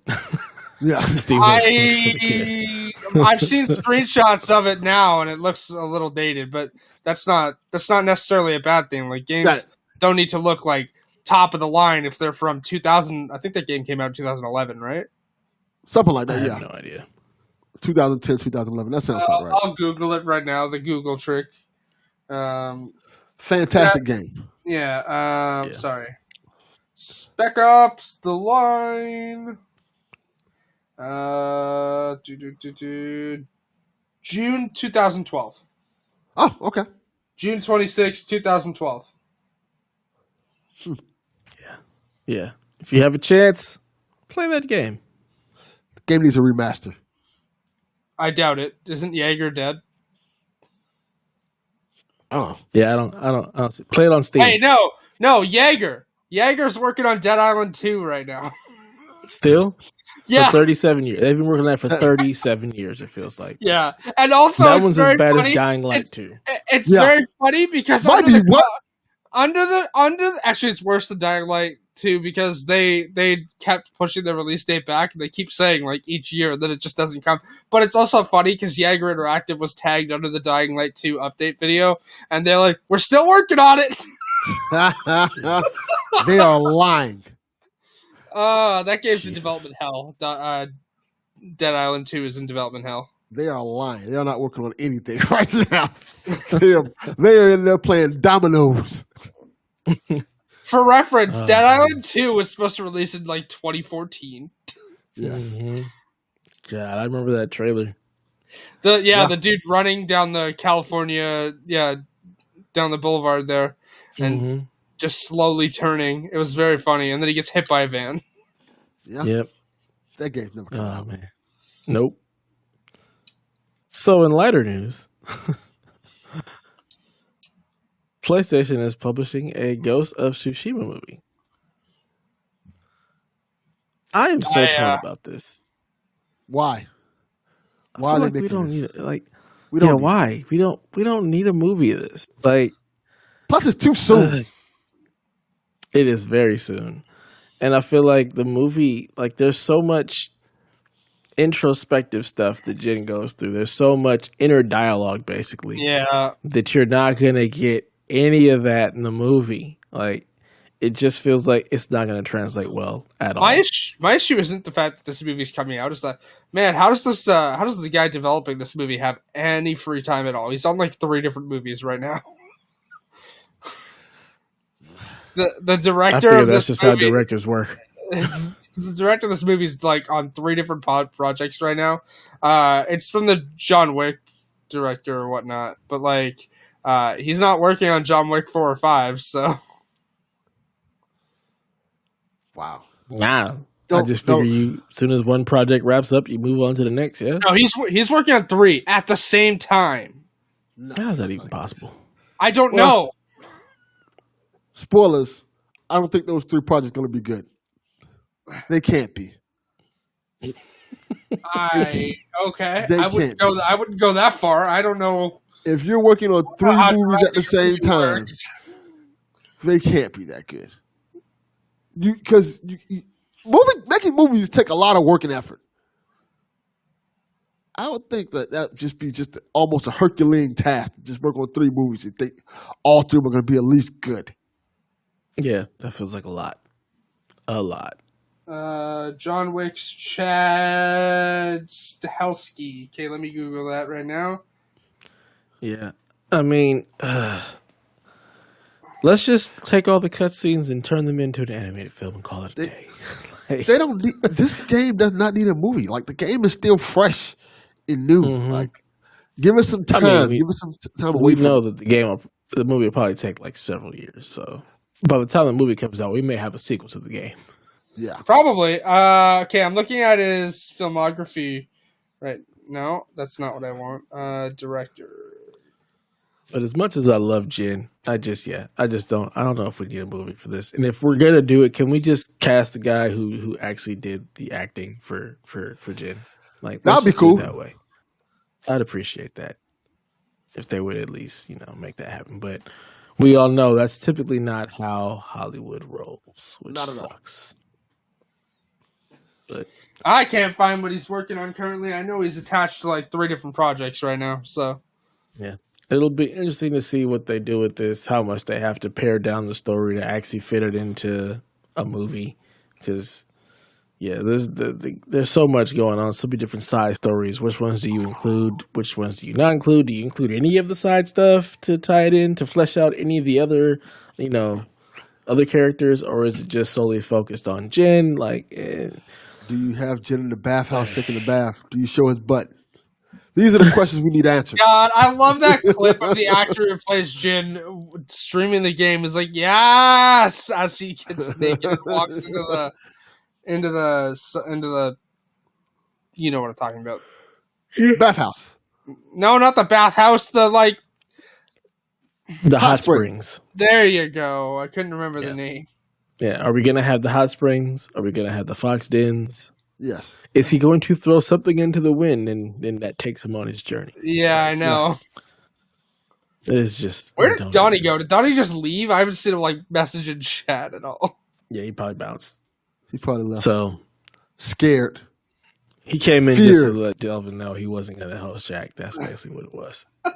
It's a terrible person. All right, so that wraps up our little quick stories of the week. So our topic of the show, topic of the week, whatever you want to call it, you're wondering, is this the answer to all the missing backwards compatibility that people want in the PlayStation 5? Recently, there was a patent that was unearthed from Sony where they patented the ability to add trophies to older games that were being emulated. I believe this patent was found on the 18th of March or whatnot that Sony had put in, basically allowing to, give trophies to older games that didn't already have trophy support, as well as giving trophies to games through emulation. So if a game was being emulated, being able to put something in the game or in the emulation software that allowed a trophy to pop. People are running wild with this, thinking that maybe it could be backwards compatibility to PS1 games, PS2 games, the possibility of bringing everything to PS Now and turning it into basically like something like a Game Pass, where now you have all of these backwards compatible games. You're able to bring all of the PS3 library into either PS Now or some kind of download thing where you can actually emulate the game. What are you guys' thoughts on this? Do you care? Do you want it? Do you think it's actually a possibility that we may actually start to see more of this stuff on PlayStation? I mean, I definitely want it, but before I continue, I just need to shout out Kevin again, who has posted in the Discord that his PS5 arrived. Congratulations, Kevin. You're part of the team. He posted a picture and tagged Donnie in it. So Donnie got it for him. Good job. I know he did. Donnie is a master at securing the PS5, apparently.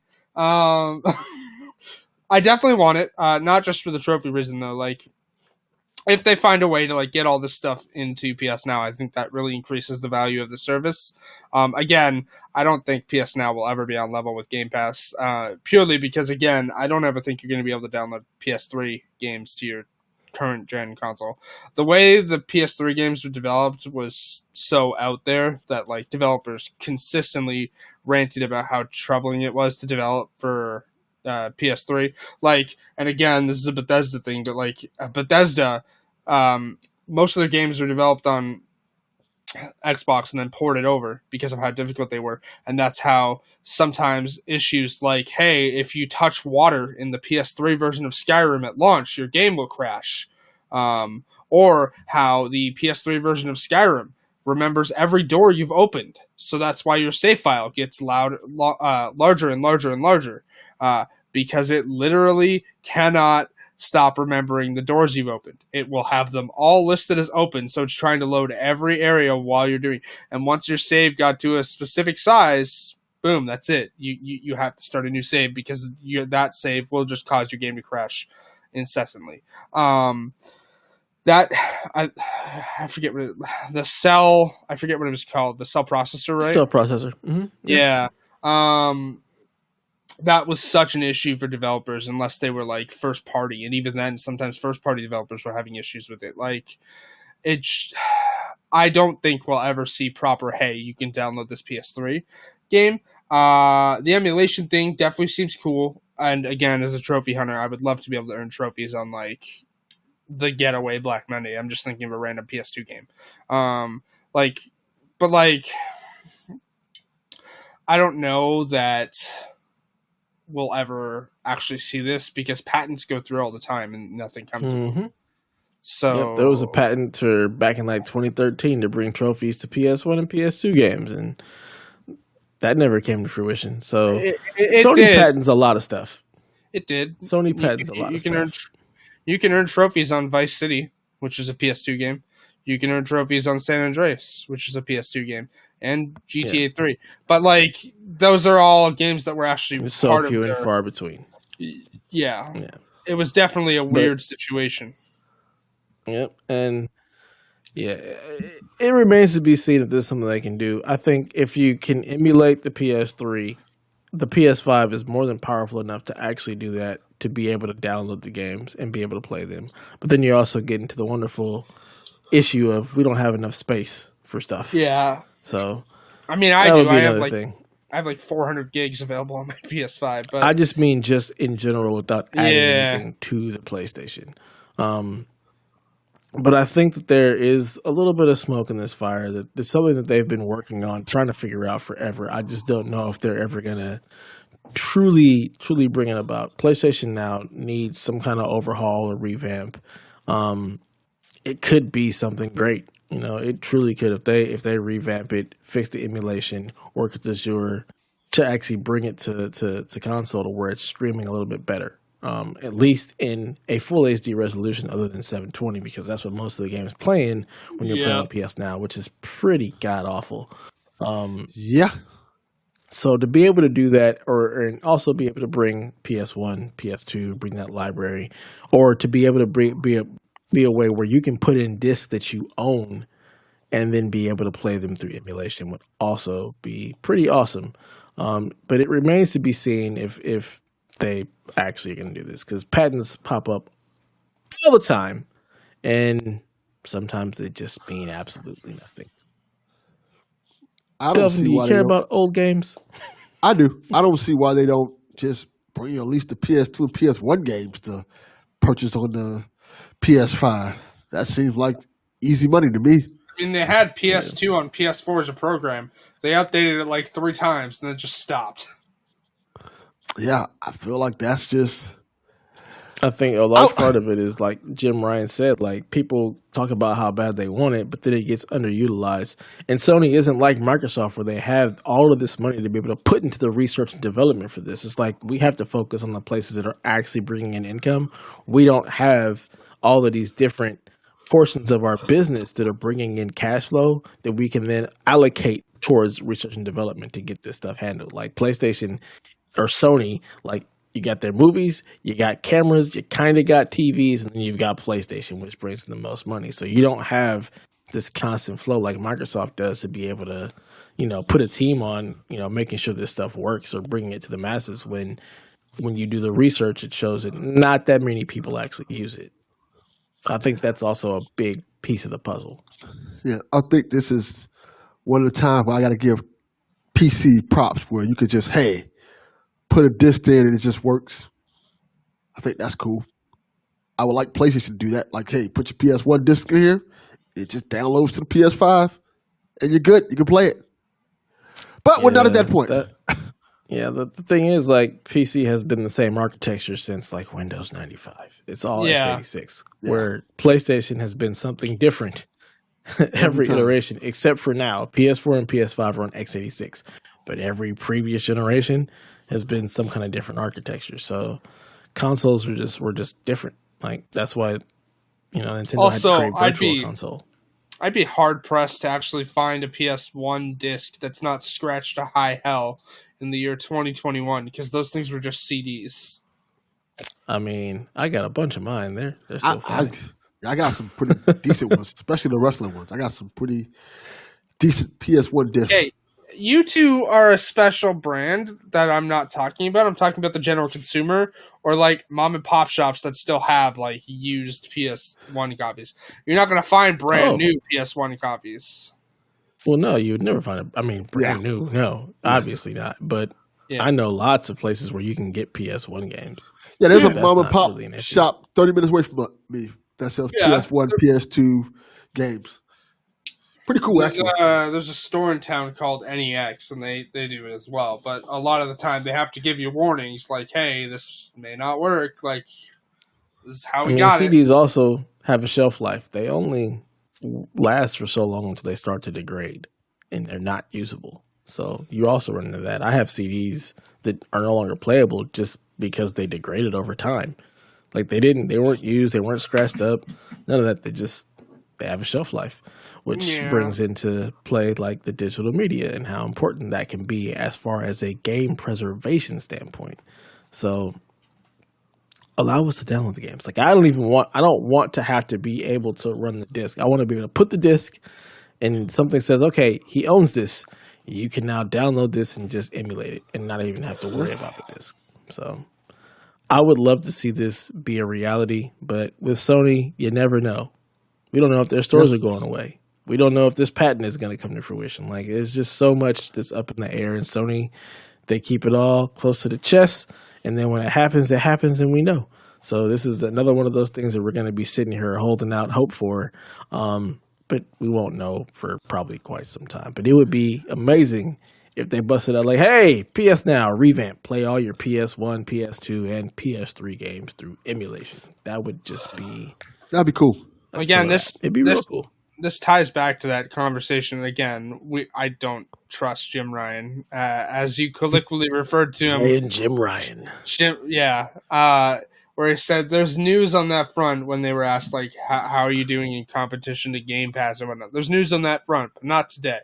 Well, where is it? Like, you kind of need to start making moves on that front. Like, I mean, he's not lying. If there's news on it, and it just isn't today is still not that day. Oh, okay. Great joke. But you understand my point, though. Like, that article came out. That article came out at the end of December, and still nothing. Can we I'm trade not Jim surprised. Ryan for Phil Spencer? Like a swap? No. Can we I'll just take get this. rid of Jim Ryan like altogether? He can just go. No, he's boring. Can Shuhei take the rightful place? I would like that. I don't know if they like that. Nah, they probably wouldn't allow that. Let Shu host. Bring him forward. Let him do it all. Yeah, their PlayStation is just in a weird spot when it comes to this. But They're acting like Personally- PS3's PlayStation, and that's not a good sign. in a way, yeah, I think they just they've had so much, like the whole PlayStation 4 team is gone. So now trying to figure out how to not advertise, but just how to bring forward information in a way that people actually are excited. I think people are still really excited about PlayStation and ready for anything that they have to drop. It just comes few and far between, COVID notwithstanding being still weird and everything still being kind of a mess right now. Microsoft just, seems to be in a better place with how their vision is and how they, deliver that message in their vision, where Sony just still kind of feels like it's figuring its way out, which is just, it's sad, but what are you going to do? I mean, yeah, like, again, COVID notwithstanding, but I just saw, like, San Diego Comic-Con wants to do, like, a live in-person event on Thanksgiving weekend. Yeah. That is why? Like, why? Why? Thanksgiving? Yeah. Just Well, WrestleMania is happening in a couple of weeks, and people will be there. Florida. I'm not surprised. No, I mean, like, yeah, okay, by November, hopefully a majority of the United States will be vaccinated. But why are you not just going to let people be with their families for the first, I mean, I'm saying the first time of the year. Hopefully, I'm talking about responsible people here and not people who just flat out ignored COVID rules. But, like, let people be with their families. Like, they've been trapped inside for, like, at that point, almost, like, 2 years. Like, just People don't like their family. just let them spend the time with their families. But, like, there's that happening. There's, like, the incessance of, like, well, they've got to have news on this, and this. And I'm like, yo, COVID's a thing. yeah. Again, I thought it was funny, the Dying Light 2 update, but they probably should have just stayed quiet until they were ready to talk about the actual game, right? Like that wasn't really an update. It was just a bit of them reading mean tweets that were essentially people telling the developers to fuck off and develop the game. And then 20 seconds of new gameplay footage, and then 2021 blank date for the game release, which, again, I would love, but at this point, I don't actually know. 2027. Yeah. Like, I don't know. Like, this year's so weird, and so was last year, so, like, there's no fault to anyone, but, like, I definitely feel like, and they're doing all right with the PlayStation VR stuff. And again, while I'm not a fan of it, I'm at least, happy for the people who like VR that they're getting constant updates on, like, hey, this is what PSVR 2 looks like so far. But they need to do that for, like, general, like, news. Like, and I know there hasn't been, like, and I'm talking, like, generally here, like, a PS5 console software update. But, like, again, give us more news on where you're at with activating the M2 slot. About new features important. coming to the console. Let us use folders. I'm tired of having to go into the game library for more than 8 titles on this home screen. Like, I have, like, 42 games. Of course, like, 30 of those are on an external hard drive, but I still like to play them. I'm tired of having to go in and out of there all the time to get what I want to play, because games will rotate out of being on the front screen. Like, let us use folders. Like, Fix that new releases tab. That's on the PlayStation app. Not PlayStation Store. When you go on to the game inside of it and you click new releases, it shows and it's all pre-orders. Yes, it shows you a bunch of pre-orders. Yeah. Then you have to, like, click off and pick release today. Yeah. Or release this week. Yeah. Or it won't show you the games you released. That released. Like, if I click new releases, I don't want there. I don't want pre-orders. I want games that came out today. Yeah, for it was. this week. Like, I clicked on new releases last week, and one of the titles was Mass Effect Legendary Edition. I'm like, well, it's not May 14th yet, so why is this here? Yeah, they give you all the pre-orders instead of giving you the actual new releases. Yeah, like, give us more information on that. We're not saying you have to drop all your game info. Like, I'm sure we're going to get game updates in June or around that time of, like, as Jeff Grubb calls the summer game mess, like, not E3, publishers going rogue. But, like, I'm sure we'll get updates around then. But give us, like, hey, here's what's happening on the like the console software update. Like, we're close to letting you use the M2 drive. Maybe folders are coming. Maybe we're going to integrate Discord so you can stop using the terrible new party system that I literally haven't used once because it's awful. It's that bad. I haven't used it either. What's wrong with it? I've used it and I've had zero problems with it. I can't just join an open party with my friends now. I have to make a new chat every freaking time. It's annoying. We just join the same party all the time. It's annoying. I don't know. I haven't had any issues with I it. And missed Discord it. definitely ain't coming to PlayStation, especially if Microsoft buys it. Let's just be real. I haven't had any issues with it either. Let me just because you don't play online. Exactly. but my point being is, like, give us more news on that front. Like, you don't have to always give game updates. Like the VR stuff, you're not always giving updates. You gave us an update on the controller. Give us an update on what's going to happen with the M2 drive. Maybe some new features you're thinking of bringing to the console. Like, you gave us a random update that you're stopping the sale of, like, movies and TV on the PlayStation Store, which that's weird to me considering Microsoft shows no signs of stopping on that front. At all. And literally has UHD, like, stuff that you can buy in the Microsoft Store. Again, a large part of that is that's a money-making thing. Like, they have money that they can funnel into Xbox to make sure those things keep going. Whereas on the Sony side, they're probably not selling a lot of stuff of that, and it becomes just a loss category. So keeping that going is just generating more loss. So if it's not something that people are using a ton, then there's no reason for us to keep it. Like, let's get rid of that and put that research and development towards something that people are actually using. So I understand it. While it sucks, that's the cost of doing business. I mean, like, for example, I think part of the reason that it probably started to become a loss might have been because when they launched the PS5, you could no longer buy that stuff within the console. Like, probably because they saw that nobody was. Like, I don't think that they were just like, let's just take this out. I'm sure there was some stuff showing that, you know what, people really aren't buying stuff here. I don't know anybody outside of the two of you who actually watched movies and stuff through their PlayStation or bought movies from that store. Most people I know just didn't do that. And with all the different streaming services and stuff having so much of that content, probably having to license it and actually put it in a store probably for them was costing them more than it was worth. Well, I don't know.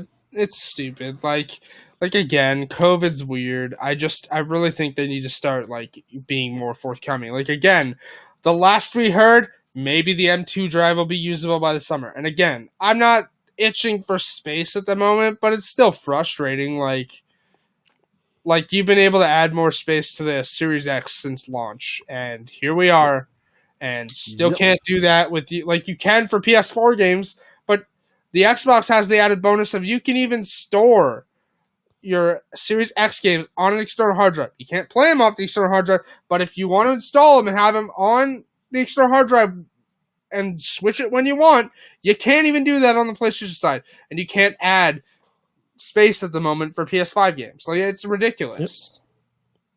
Yep. It'll come when it comes. Unfortunately, that's just Sony's MO. You kind of know what you're getting when you go with Sony. You know that you're going to get trickles of information when they come. I'm luckily in the spot where I don't care. I don't need that storage. I mean, again, like I said, I don't need them. I don't need the storage at the moment either. I'm not going to play Avengers. I uninstalled it. That's 75 gigs free. I have like 400 gigs. I have like 402 gigs of space free for the PS5 stuff specifically. Yeah. And I have Assassin's Creed Valhalla, Watch Dogs Legion, Hitman 3, Tony Hawk's Pro Skater 1 and 2, and Fortnite installed on the internal drive, and I still have 402 gigs or whatnot free. And Hitman's a big game, and it's like 60 gigs, but you have 3 games of content in there. Like, I don't know. It's like I'm not itching for space. And again, the next game I have pre-ordered that's coming out is a PS4 game. So, yeah, Donnie, I agree with you. Just for reference, like it's absolutely stupid. Like, it's stupid that we can't update this space. Like, I don't need it at the moment, but I would love to have it. I need it. Yeah, you need it. Journalists need it. That's the only thing I'm hearing. You know, I've not heard anybody else really complaining about it. But 2K takes up a lot of space. Stop playing 2K. I mean, first and foremost, that's your issue. Stop playing that. You're playing 2K. You need to just stop that. I like basketball. What a bunch of whiners wanting room for more storage. Yep. Bunch of complainers. Get over yourselves. Yeah, okay, I'll get over myself. No, that's great. It's very funny that I mentioned where's Donnie, and Donnie came back.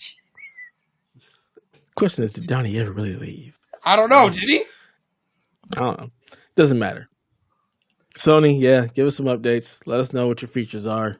We probably won't hear anything until E3 time, be my guess. But I'm over here just enjoying games. That's all I care about. Donnie says next. I got games to play. Less storage. Hey, you know what? Keep you focused. If you ain't got a bunch of storage, you can't. You ain't all over the place with your brain trying to figure out what am I going to play. You only can play the one game you got installed. Let's go. It's like a Tiger handheld. You only got one game. You focus on that until you're done. Move on to the next Tiger handheld, and let's go. You're good. I'd be just as indecisive. I just don't care. That's basically what it boils down to. It's one of those things that it's whatever. It'll happen when it happens. Johnny said, I think they should patch to lessen the storage. You're damn straight they should. Less storage means more focus on the game that you're playing right now. None of this jumping back and forth, playing a bunch of old crap. Stop all that. Just play the one game that you got. That sounds like a terrible idea. No. It's beautiful. It's beautiful. Just play the one game you got, No. Call it a day. Just buy multiple hard drives. I hate this bit. Are we done with this bit with yet? one game. Exactly. It's like cartridges. Now, game. you're treating your internal storage like a cartridge. You got to switch it out every time. Play the game. When you're done, delete. I hate this bit. Are we done with this bit yet? No. It's a new thing. Every show is going to be like, okay, what game do you have on your cartridge now? When you're done with that, yeet us, delete us, move on to the next one. Yes. No. Ekbot out here enjoying all that extra hard drive space for what? Bunch of hoarders. It's gross. It's gross. Get rid of that crap. Well, that's gonna do it for episode 77 of the PlayStation Experience. I hope you guys enjoyed yourself. 78. I don't know. Oh wait, hold on. Are you talking about the potential Alan Wake 2? I mean, that was kind of hinted at the end of at the end of the Control DLC. What are you talking about? I'm reading Donnie's comment. I am wrapping up the show here. Donnie's we don't need to read his comment. Donnie is gone. No more Donnie over here hijacking my show. Yeah, Get out of here. Donnie, I did. We're gonna mute Haley. Stop reading Donnie's comment. Stop giving him power. Yeah. All right, so that's going to do it for episode 77 of PlayStation Experience.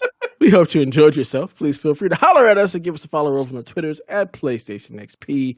Stop by the blog at psvg.blog or on the Discord at psvg.blog/Discord. And join us in all those shenanigans over there, except for Delvin. You're not allowed because you don't show up.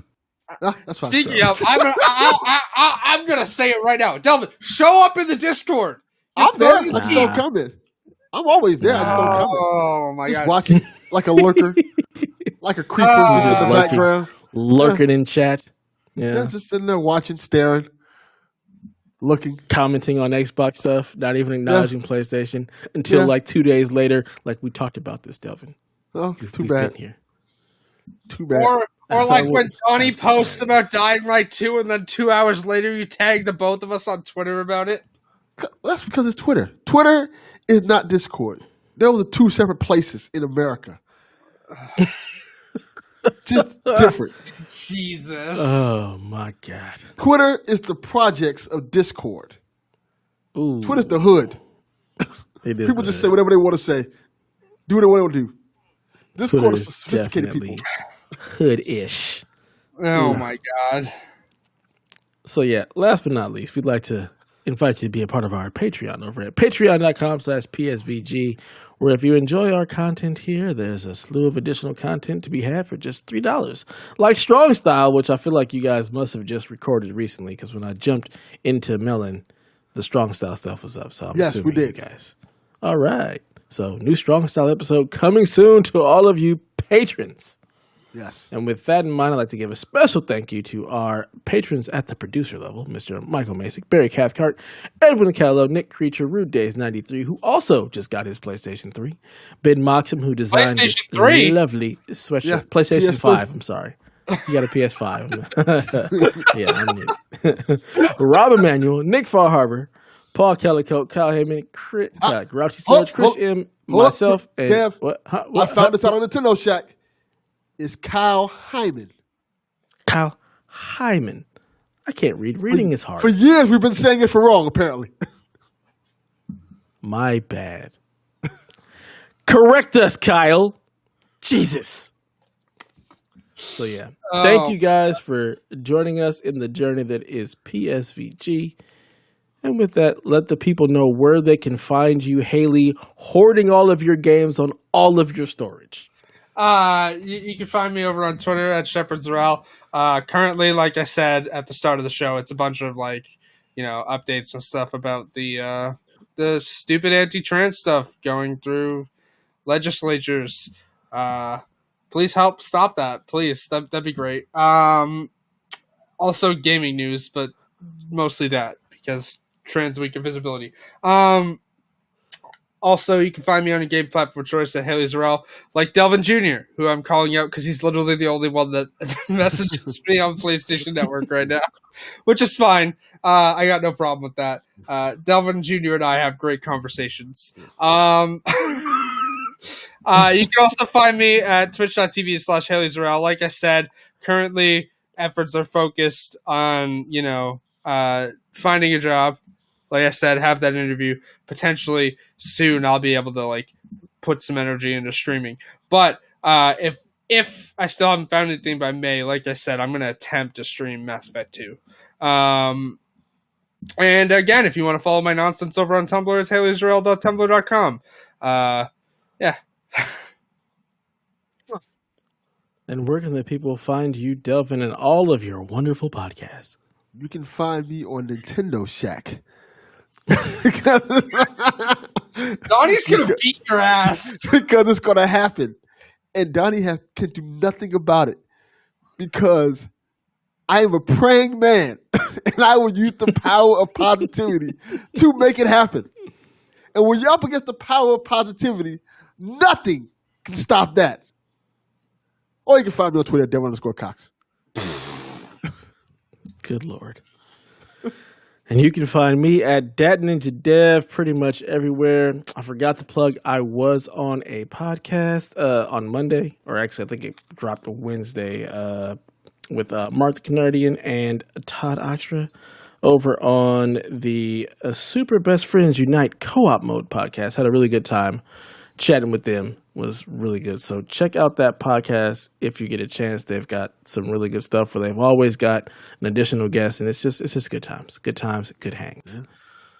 And yeah, and other than that, find me at Dat Ninja Dev pretty much everywhere. And with that, long live